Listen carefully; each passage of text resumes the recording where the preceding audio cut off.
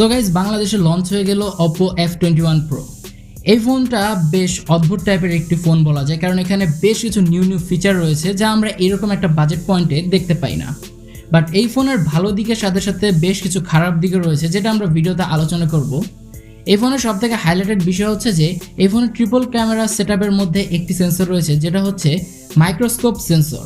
And এই সেন্সরটা দিয়ে আপনারা মেইনলি আপনাদের হাতের কোষ বা আমরা যে ডিসপ্লেটা ইউজ করি এই ডিসপ্লের পিক্সেলগুলো পর্যন্ত দেখা যায়, অর্থাৎ প্রায় আপনারা বেশ ডিপলি যে কোনো ধরনের জিনিস দেখতে পারবেন।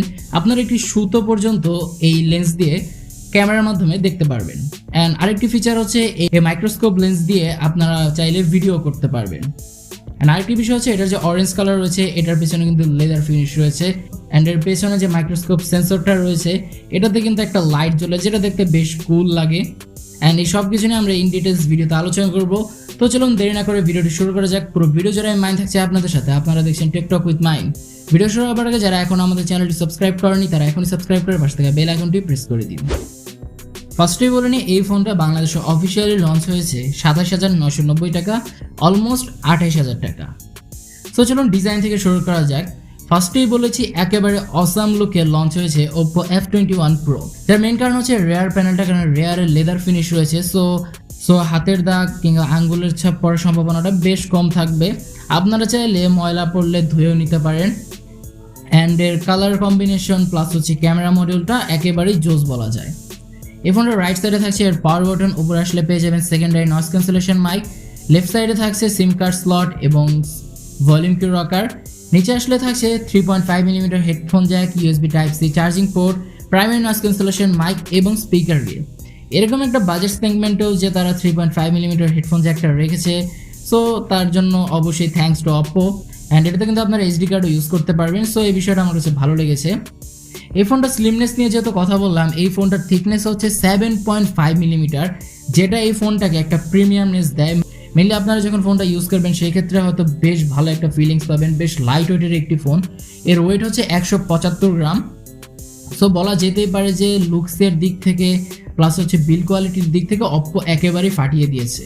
আরেকটি বিষয়, এটাতে কিন্তু IPX4 ওয়াটার রেসিস্ট্যান্ট থাকছে। সো হালকা পাতলা পানির ছিটা ফোটা পড়লে ফোনটার তেমন কোনো ক্ষতি হবে না। বাট এটা নিয়ে আবার গোসল করতে নেমে যায় না। যাই হোক, পার্সোনালি আমার কাছে লুকস অ্যান্ড বিল্ড কোয়ালিটি একেবারে অসাম লেগেছে। আপনাদের কাছে কেমন লেগেছে অবশ্যই কমেন্ট সেকশনে জানিয়ে দিবেন। ডিসপ্লে সেকশন নিয়ে যদি কথা বলি, এই ফোনে থাকছে 6.43 ইঞ্চের ফুল HD+ রেজলিউশনের একটি অ্যামোলেড প্যানেল ডিসপ্লে, যেটাতে 90 হার্জ রিফ্রেশ রেট থাকছে। অ্যান্ড এর পিক ব্রাইটনেস হচ্ছে 800 নিটস।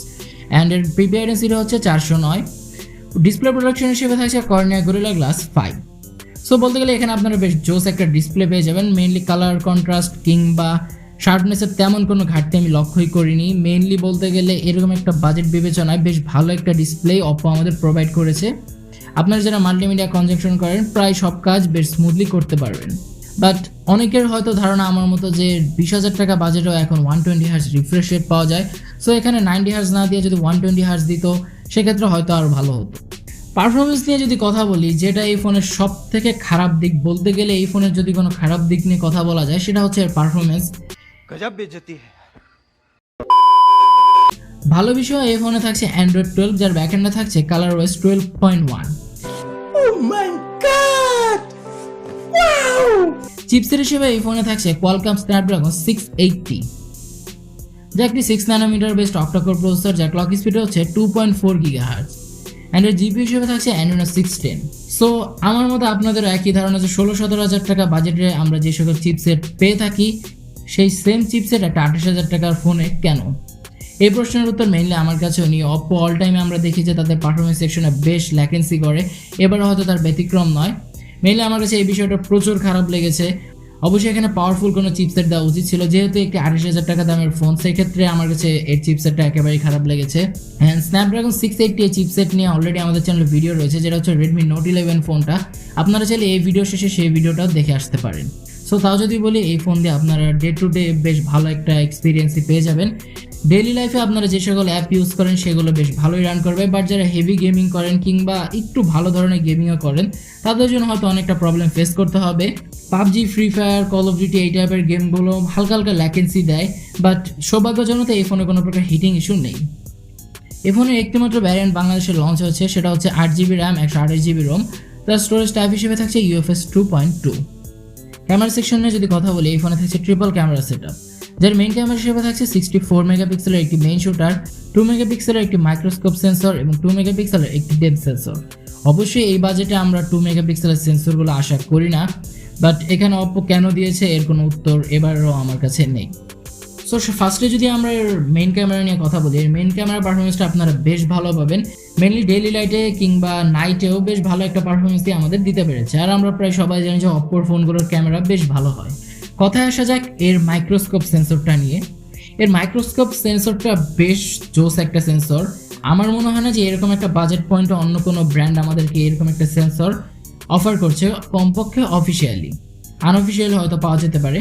সো আমি এই ক্যামেরা সেন্সরের কয়েকটা ফুটেজ আমি ভিডিওতে দিয়ে দিলাম, আপনারা একটু দেখে নিতে পারেন। খারাপ যে বিষয়টা আমার কাছে লেগেছে সেটা হচ্ছে একটা 28,000 টাকা দামের ফোনেও 4K রেজুলেশনের ভিডিও অপশনটা নেই। 1080p 30 fps আপনারা রেকর্ড করতে পারবেন, যেটাতে জাইরো ইয়াসের সাপোর্ট থাকছে। সো ক্যামেরা সেকশনটা আমার কাছে তেমন একটা ইন্টারেস্টিং মনে হয়নি উইদাউট মাইক্রোস্কোপ সেন্সরটা। মাইক্রোস্কোপ সেন্সরটা অবশ্যই প্রশংসনীয়, বাট অবশ্যই আরও কিছু অ্যাড করা উচিত ছিল। ফ্রন্টে আসলে আপনারা পেয়ে যাবেন 32 মেগাপিক্সেলের সেলফি ক্যামেরা, যেটা দিয়ে আপনারা 1080p 30 fps রেকর্ড করতে পারবেন। অ্যান্ড সেলফি ক্যামেরা পারফরমেন্সটা বেশ ভালো। মেনলি যারা সেলফি লাভার রয়েছেন তাদের অবশ্যই এর ক্যামেরাটা ভালো লাগবে। আরেকটি খারাপ বিষয় না যদি বলতে হয়, এই ফোনে স্টেরিও স্পিকার থাকছে না, সিঙ্গেল বটম ফায়ারিং স্পিকার থাকছে। বাট সিঙ্গেল স্পিকার থাকা সত্ত্বেও এর পারফরমেন্সটা মোটামুটি ভালোই বলা যায়, বাট অবশ্যই আমি স্টেরিও স্পিকারটা মিস করেছি। এই ফোনে থাকছে ইন ডিসপ্লে ফিঙ্গারপ্রিন্ট সেন্সর, যেটা বেশ ফাস্ট অ্যান্ড অ্যাকুরেট। অনেকের কাছে হয়তো এর ফিঙ্গারপ্রিন্ট সেন্সরটা একটু নিচে মনে হতে পারে, বাট মোটামুটি ঠিকঠাকই বলা যায়। এবার যদি আমরা ব্যাটারি ব্যাকআপ নিয়ে কথা বলি, এই ফোনটা স্লিম রাখতে গিয়ে অপ্পো এখানে মাত্র 4500 mAh ব্যাটারি ইউজ করেছে, যেটাকে চার্জ দেওয়ার জন্য আপনারা বক্সে পেয়ে যাবেন 33 ওয়াটের ফাস্ট চার্জার। অ্যান্ড ভালো বিষয় এই ফোনে রিভার্স চার্জিং সিস্টেমও থাকছে।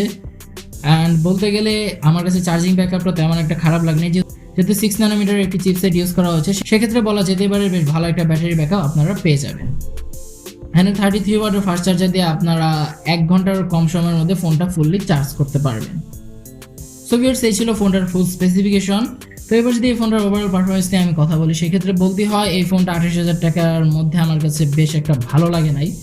অবশ্যই ফোনটার লুকসের জন্য প্রশংসনীয়। যাদের main priority looks and camera, তারা এই ফোনটা অবশ্যই চয়েস করতে পারেন। বাট যারা পারফরমেন্সের দিকটাও একটু লক্ষ্য করেন কিংবা টুকটাক গেমিং করেন, তাদের জন্য আমি বলবো এই ফোনটা না কিনাই বেটার। 28,000 টাকা বাজেটে আরও ওয়ে বেটার ফোন রয়েছে। বাট আবারও বলছি, লুকসটা আমার কাছে এই ফোনের বেশ ভালো লেগেছে। প্লাস মাইক্রোস্কোপের যে সেন্সরটা রয়েছে, এটাও যদি আপনারা এক্সপিরিয়েন্স করতে চান, সেক্ষেত্রে আপনারা এই ক্যামেরাটা নিতে পারেন। অ্যান্ড এই ছিল আজকের ভিডিওটি ভালো লাগলে অবশ্যই ভিডিওতে একটি লাইক করে দিবেন এবং ভিডিও সম্পর্কিত যে কোনো প্রশ্ন কমেন্টে জানাতে ভুলবেন না। দেখা হবে পরবর্তী কোনো ভিডিওতে। সে পর্যন্ত সবাই ভালো থাকবেন, সুস্থ থাকবেন। আল্লাহ হাফেজ।